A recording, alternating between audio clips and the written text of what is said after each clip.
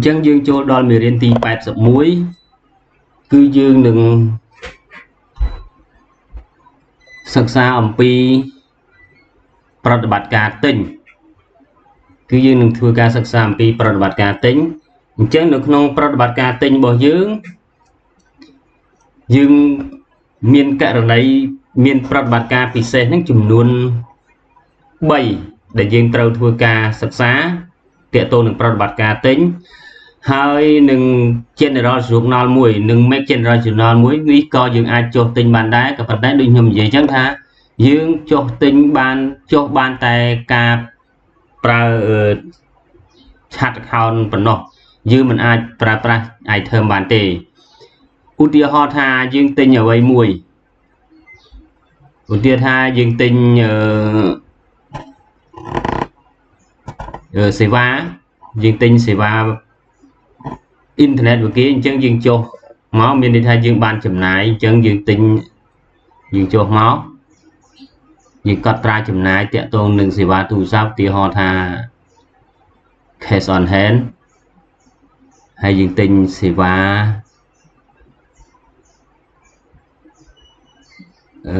មានសេវាអត់ internet expense អញ្ចឹងមកអញ្ចឹងយើងបានកត់ត្រាចំណាយហ្នឹងអញ្ចឹងមានន័យថាយើងទិញសេវាទូរស័ព្ទហ្នឹងយើងយកលុយដុល្លារក៏បានអញ្ចឹងយើងទិញអស់ប្រហែលថា$15អញ្ចឹងកើតមានចំណាយទៅលើអ៊ីនធឺណិតហ្នឹង$15អញ្ចឹងយើងអាចចុះបែបនេះបានតែចុះបានតែបែបប្រើ chat account អញ្ចឹងទេអញ្ចឹងយើងអាចប្រើប្រាស់ទិញដោយប្រើ chat account ក៏បានប៉ុន្តែជាទូទៅយើងមិនប្រើប្រតិបត្តិការទេក្នុងការទិញប៉ុន្តែគ្រាន់ថាបើយើងប្រើយើងអាចប្រើបាននៅក្នុង general journal ប៉ុន្តែចុះបានតែទឹកប្រាក់ទេឥឡូវនេះយើងប្រើ journal ពិសេសមានន័យថា special journal អញ្ចឹង special journal ក្នុងការទិញយើងមាន3ប្រភេទគឺ right side នេះមានន័យថាយើងទិញដោយបង់ប្រាក់គេទាំងអស់យើងមិនជំពាក់គេទេយើងដកប្រាក់ចេញពីគណនីក្រុមហ៊ុនគឺយើងឲ្យគេទាំងអស់មានយើងដកប្រាក់យកទៅឲ្យគេទាំងអស់ដោយគ្មានជំពាក់គេទេអញ្ចឹងបើយើងប្រើ right side នេះគឺយើងទិញដោយបង់ប្រាក់គេទាំងអស់ភ្លាមបង់ប្រាក់ទាំងអស់ភ្លាមដោយមិនជំពាក់គេទេហើយសម្រាប់ NTB នេះយើងទិញគេដោយយើងជំពាក់ទាំងស្រុងឬក៏បង់ប្រាក់ខ្លះ NTB នេះហើយសម្រាប់ right side នេះcredit card នេះយើងទិញគេដោយបង់ប្រាក់ភ្លាមដែរដោយមិនជំពាក់អ្នកផ្គត់ផ្គង់ទេក៏ប៉ុន្តែនៅពេលនេះយើងបានខ្ចីលុយពីធនាគារយកទៅឲ្យគេអញ្ចឹងមានន័យថាយើងបានជំពាក់ធនាគារដូចយើងទិញរបស់មួយអញ្ចឹងយើងឲ្យលុយទៅអ្នកលក់ភ្លាមប៉ុន្តែយើងខ្ចីលុយគេយកទៅឲ្យអញ្ចឹងមានន័យថាយើងជំពាក់អ្នកដែលយើងខ្ចីហ្នឹងតែយើងមិនបានជំពាក់អ្នកដែលយើងទិញនោះទេម្ចាស់ទ្រព្យដែលយើងទិញគឺយើងមិនបានជំពាក់ទេអញ្ចឹង credit card គឺជាប្រតិបត្តិការទិញដោយឲ្យប្រាក់ទៅអ្នកផ្គត់ផ្គង់ទាំងអស់ដោយខ្ចីលុយធនាគារយកទៅឲ្យក្នុងលក្ខខណ្ឌជាមួយធនាគារគឺត្រូវទូទាត់យ៉ាងម៉េចអាហ្នឹងជាលក្ខខណ្ឌក្រុមហ៊ុនជាមួយធនាគារអញ្ចឹងឥឡូវនៅពេលនេះខ្ញុំចង់និយាយប្រតិបត្តិការពិសេសមួយគឺ right side ដែលយើងទិញបង់ប្រាក់ទាំងស្រុងឧបមាថាយើងទៅទិញសេវាពីគេឬក៏យើងនិយាយថាយើងបានបង់ថ្លៃសេវាទៅឲ្យក្រុមហ៊ុនអ៊ីនធឺណិតអញ្ចឹងយើងចូលមក right side មកហើយបន្ទាប់មកយើងចុចយកថាតើយើងបានដកប្រាក់ពីណាអញ្ចឹងម្ដងទៀតដើម្បីចូលទៅកាន់ right side form បាន form right side គឺទី1លើ home page យើងអាចចុច right side នេះឬក៏នៅលើ top menu យើងអាចចុច top menu ហើយចុច transaction recording ហើយចុចយក purchasing ហើយចុចយក right side ឬក៏ list menu យើងចុច transaction recording ហើយចុចយក purchasing ហើយចុចយក right side អញ្ចឹងយើងអាចចូលមកកាន់ form right side ប៉ុន្តែយើងក៏អាចចូលមកកាន់ form right side បានដែរនៅលើ vendor center នេះមានន័យថាយើងចុចនៅលើ transaction hai dương cho vô right side này chân dương ban right side màu form right side cho màu chân dương cho tam na có ta bán ở pan hà tí chân ấy lâu nhung cho tam home page cho chân nhung cho right side là home page vì nước nhung từ ban form right side màu chân đi chưa chấm non chưa rồi form right side hai cái này đi ghi dương close form được vĩnh hay cần lại ní cứ chia kiện lý thử kia để dương ban đọ prạ miền hai dương ban đọ prạ trên pi thử kia pi kiện lý mũi nà ta dương ban đọ prạ trên pi kiện lý mũi nát nông ca tình nông ca chấm này nằng từ tọa máu ní cứ chia mua vendor để dương ban tình với mũi pi kỳ chỉ mua vendor hay cái này ní cứ chia lấy vì cái bạn rồi bỏ nè cột cùng rồi cái hao thập biên năng hay ní cứ giờ nâng bằng hai pi chấm nuôi từ bạ rồi bỏ account chẳng dừng chốt mùi xạ mùi móc khai xin bèn ní chẳng khai xin bèn dưới miền lối chấm nuôi sai sập $40,000 và dương mưa cái này xây tiết kia ha lùi riêng chẳng lùi riêng lợn miền tây chẳng dương mưa lùi đờ lá cứ dương miền cash in bank USD ní bây giờ mưa cash on hand USD dương khơi 50,000 chẳng dương đọ prạ kỳ kiện đi mùi nó dương cọt ta dương cho vô cái này đừng sợ chọc chẳng cái này ní cứ chia lấy vì cái gì bạn hay ní cứ chia cao para chat để lưu vì cái gì bạn tình hay cái này ní cứ chia address rồi bỏ vendor vì dương chạy tới viên bằng hai address chẳng được để dương vô đi chỉ USD chẳng cái này vendor này cái thợ để USD đây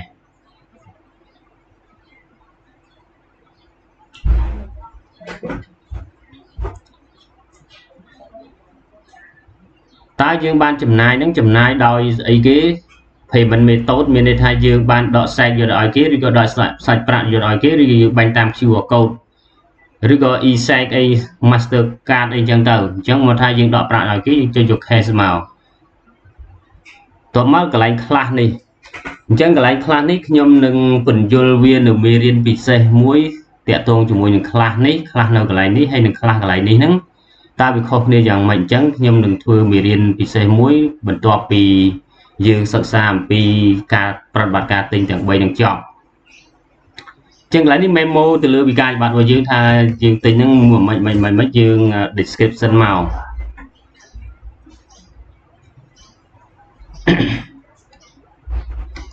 chẳng trong ní cái hao tha address cái lại nhờ item detail chẳng lại ní viên on ba châu thế viên đừng lụt lấy mà automatic chẳng cái lại ní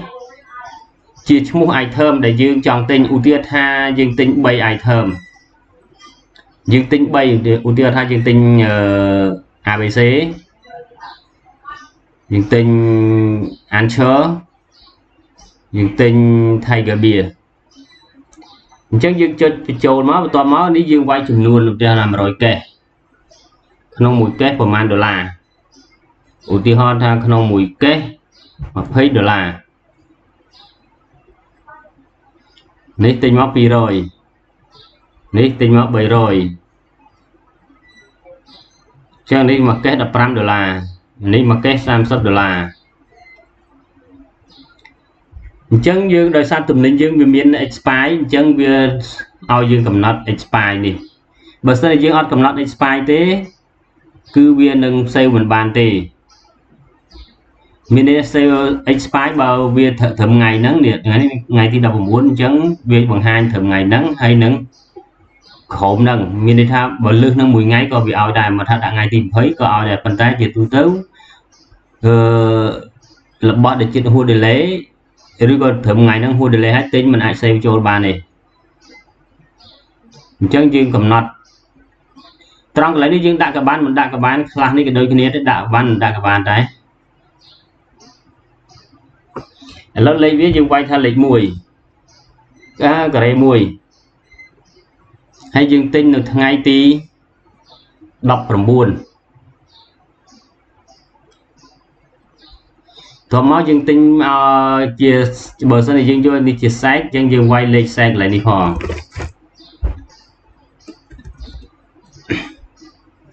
ai lớn đi bận tua thì dương ban bẩm pin pon miền sập group dương ai sale bán trước bờ sân chỉ khoa pon miền lại nam mức cứ viên đồng bạc mình sẽ mạo ưu tiên thay dương khoa lên này chẳng bị bỏ giờ dương bị trôi lên cái này mùiแล้วนี่ please check the expire date of item អញ្ចឹងមានន័យថា expire យើងអត់ទាន់បញ្ចូលអញ្ចឹងយើងដាក់2026នេះ2026នេះ2027នេះ2028អញ្ចឹងវាបោះ message មួយទៀត Are you sure you want to save this transaction អញ្ចឹងដល់ពេលនេះយើងចុច save យើងដូចខ្ញុំប្រាប់អញ្ចឹងខ្ញុំមិនបាច់និយាយទៀតទេអំពីសិទ្ធិនេះតាក់ទងជាមួយនឹងdirector manager នេះដោយសារយើងបានកំណត់ពីមុនមកហើយតាក់ទងជាមួយនឹងសិទ្ធិបញ្ចូលរបស់ manager មានអ្នក director បើគាត់ដោះធីកន្លែងនេះមានអ្នកធីកន្លែងនេះមួយគឺ manager ចូលបានគ្រប់ទាំងអស់ហើយអត់ចាំបាច់នេះទេមិនចាំព្រោះ manager អត់មាននៅក្នុង set role ទេ user role ទេអញ្ចឹង director គ្រាន់តែធីកនេះមួយគឺ manager គាត់ធ្វើការបានទាំងអស់ចឹងបន្ទាប់មកខ្ញុំ save ចូលភ្លុកឥឡូវបន្ទាប់ពីយើង save ចូលហើយយើងក៏លេចទៅមើលទឹកប្រាក់យើងបានដកចេញពី cash on hand អញ្ចឹងប្រតិបត្តិការ right side យើងអាចចូលទៅមើលជារួមយើងចូលទៅមើល journal ឃើញទាំងអស់ហើយនេះ right side របស់យើង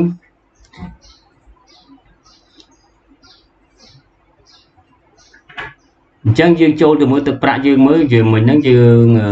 មើលនេះសិន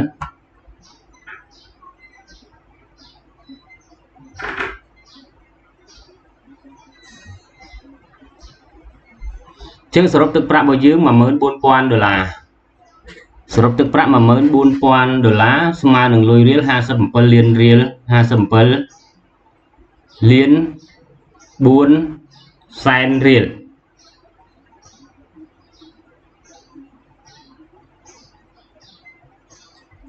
អញ្ចឹង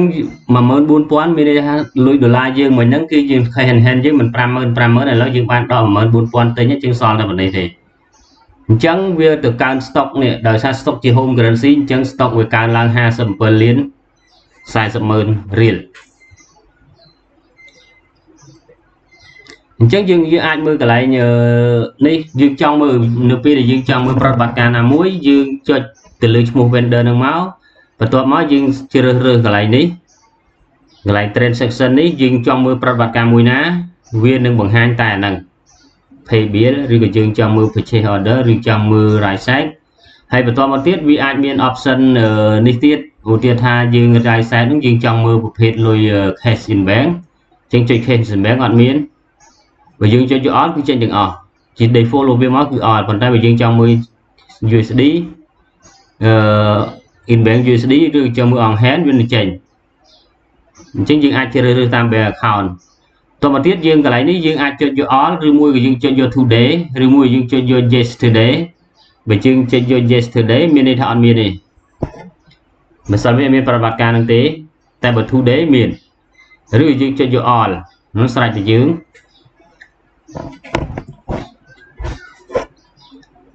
អញ្ចឹងយើងមើលកន្លែងនេះហើយយើងអាចទៅមើលកន្លែងផ្សេងទៀតទីហោថាយើងមកមើលនៅក្នុង balance sheet យើងនឹងឃើញថាទឹកប្រាក់យើងបានដកពី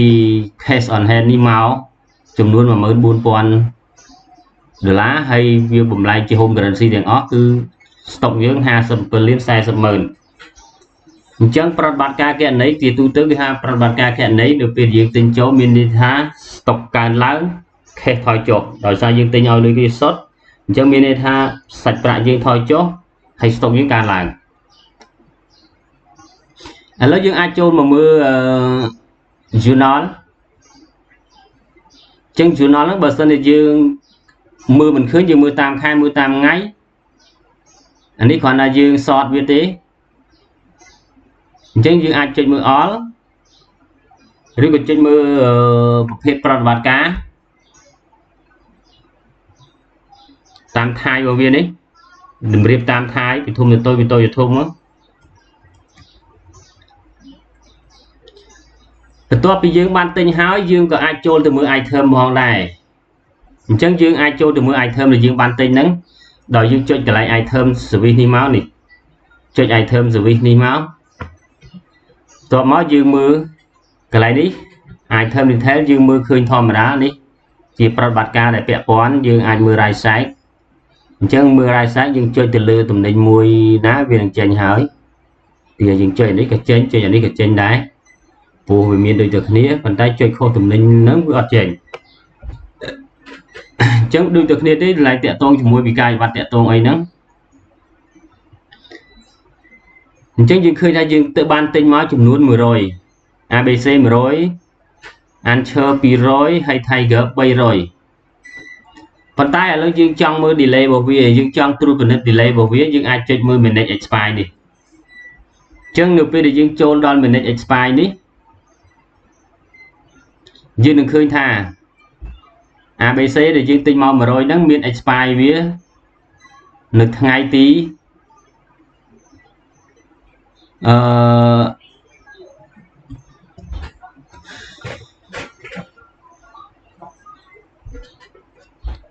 expire របស់វានៅថ្ងៃទី9 ខែ 3 2026ហើយបើយើងគិតរយៈពេលវានៅសល់315ថ្ងៃទៀតសម្រាប់នេះវានៅសល់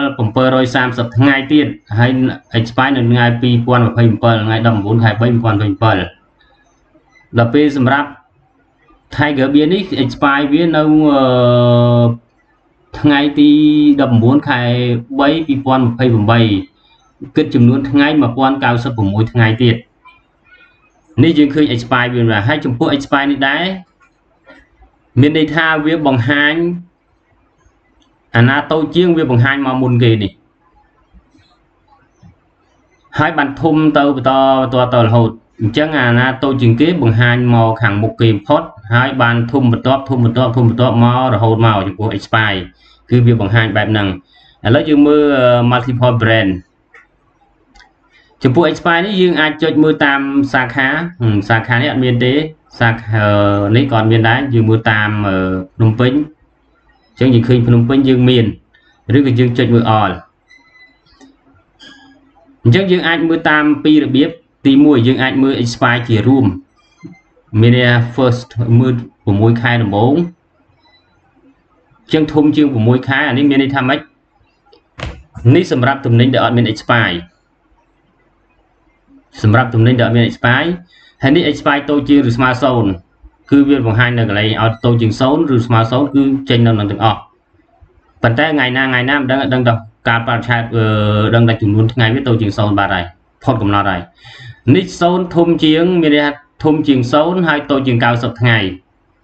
ធំជាង0តូចជាងឬស្មើ90ថ្ងៃហើយនេះតូចធំជាង90ថ្ងៃហើយវាតូចជាង120ថ្ងៃអញ្ចឹងមកក្នុងចន្លោះអញ្ចឹងទាំងអស់អញ្ចឹងយើងមើលទៅ expire របស់យើងសិតតែនៅច្រើនជាង210ថ្ងៃអញ្ចឹងច្រើនជាង210ថ្ងៃគឺចេញនៅម្ដុំនេះទាំងអស់ប៉ុន្តែយើងអាចមើលចេះវាច្បាស់ជាងដឹងចំនួនថ្ងៃដឹងការបរិច្ឆេទដឹងចំនួនថ្ងៃតែបើយើងមើលចេះមើលរួមហើយនេះវាស្ថិតនៅក្នុងចន្លោះហ្នឹងទេ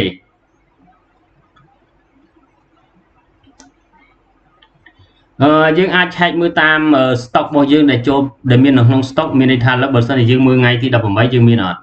មានន័យថាថ្ងៃទី18យើងអត់បានទិញចូលទេថ្ងៃទី18យើងអត់មានតំណែងទេប៉ុន្តែដល់ថ្ងៃ19យើងបានទិញចូលមិនហ្នឹងអញ្ចឹងយើងមើលតាមនឹងដែរបើសិនជាអញ្ចឹងជាទូទៅយើងអាចគ្រប់គ្រងអាច manage stock របស់យើងនៅកន្លែងនេះក៏បានឬមួយក៏យើងអាចមើល report នេះយើងចុច report នេះមក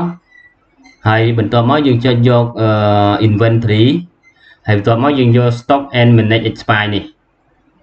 អញ្ចឹងយើងអាចមើលនៅកន្លែងនេះក៏ទៅបានអញ្ចឹងជារបៀបដែលយើងគ្រប់គ្រង expire យើងមើលនៅកន្លែងនេះក៏ទៅបានដែរប៉ុន្តែបើសិនជាយើងមើលកន្លែងនេះ មានន័យថាពេលដែលយើងចុចចេះយើងមើលបានប៉ុន្តែបើយើង refresh វានឹងត្រឡប់មកនេះវិញប៉ុន្តែបើសិនជាយើងមើលនៅកន្លែង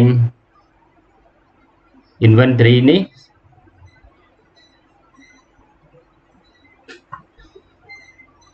ចឹងយើងអាចមើលតាមការប្រើឆាតយើងអាចមើលតាម brand យើងអាចមើលតាម type របស់វានេះក៏បានតាក់ទងនឹង manage stock ឥឡូវខ្ញុំបង្ហាញរបាយការណ៍ត្រួសខ្លះសិនដើម្បីយើងពេលដែលយើងចុះបញ្ជីហើយយើងទៅមើលនៅកន្លែងណា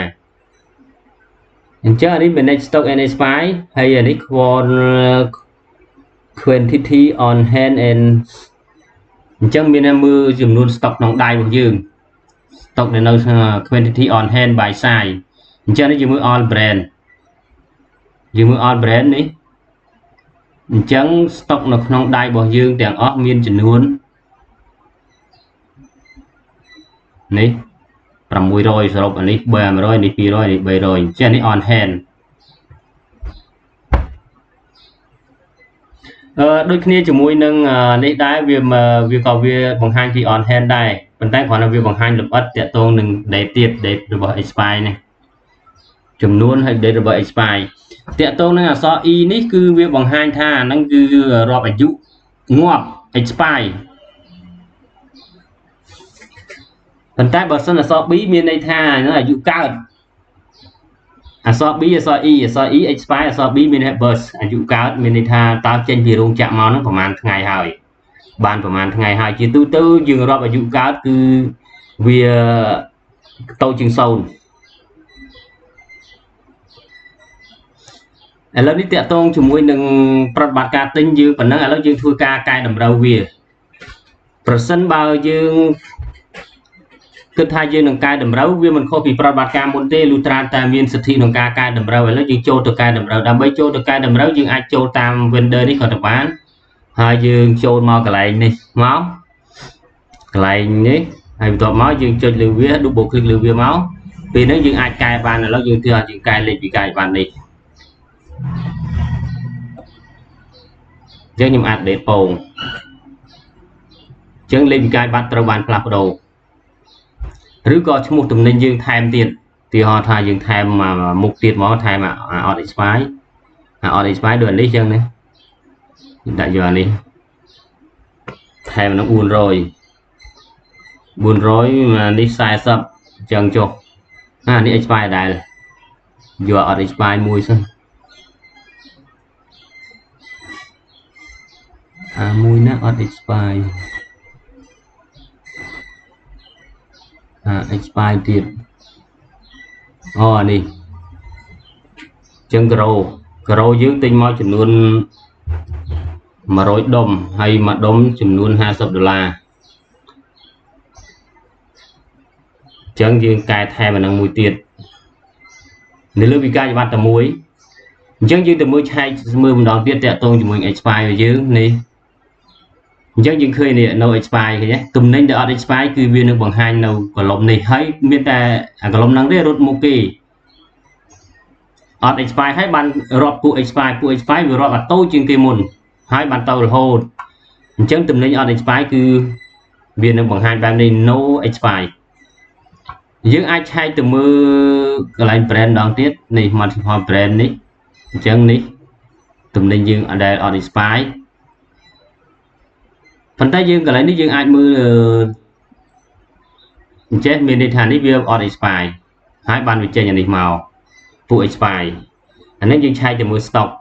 អញ្ចឹងយើងអាចចូល general journal ក៏បានដើម្បីកែយើងចូល general journal ក៏បានដែរហើយបើសិនករណីយើងច្រើនបើសិនករណីទិន្នន័យយើងច្រើន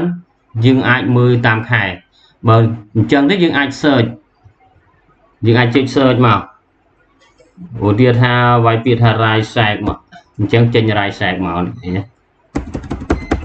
general journal អត់មាន make deposit អញ្ចឹងតាក់ទងអ្វីយើងកែយើងបានប្រាប់រួចហើយគ្រាន់តែយើងចូលទៅកាន់ double click ទៅលើប្រតិបត្តិការនឹងមកទៅលើ right side នេះហើយបន្ទាប់មកយើងផ្លាស់ប្ដូរព័ត៌មានតាមអ្វីយើងផ្លាស់ប្ដូរទៅ hai bên chia thaประบัติការទិញអត់មានលេខអូតូទេពីព្រោះវិក័យប័ត្របានមកពីគេមិនមែនជាវិក័យប័ត្រទីក្នុងរបស់យើងឲ្យចេញពីខាងយើងទេវាជាវិក័យប័ត្រមកពីខាងគេអញ្ចឹងលេខអូតូអត់មានទេ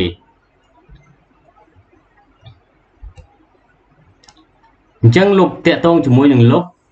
អញ្ចឹងបើយើងចង់លឹកវាមិនខុសពីប្រតិបត្តិការមុនទេដូចតែគ្នាទេអញ្ចឹងបានយើងមិនធ្វើវីដេអូដាច់ដោយឡែកដោយសារវាសំខាន់តែយើងបញ្ចូលហើយអារឿងកាយអារឿងលុបងាយទេអញ្ចឹងយើងចង់លុបយើងគ្រាន់តែចុចពីលើឈ្មោះប្រតិបត្តិការហើយបន្ទាប់មកយើងចុច delete នេះ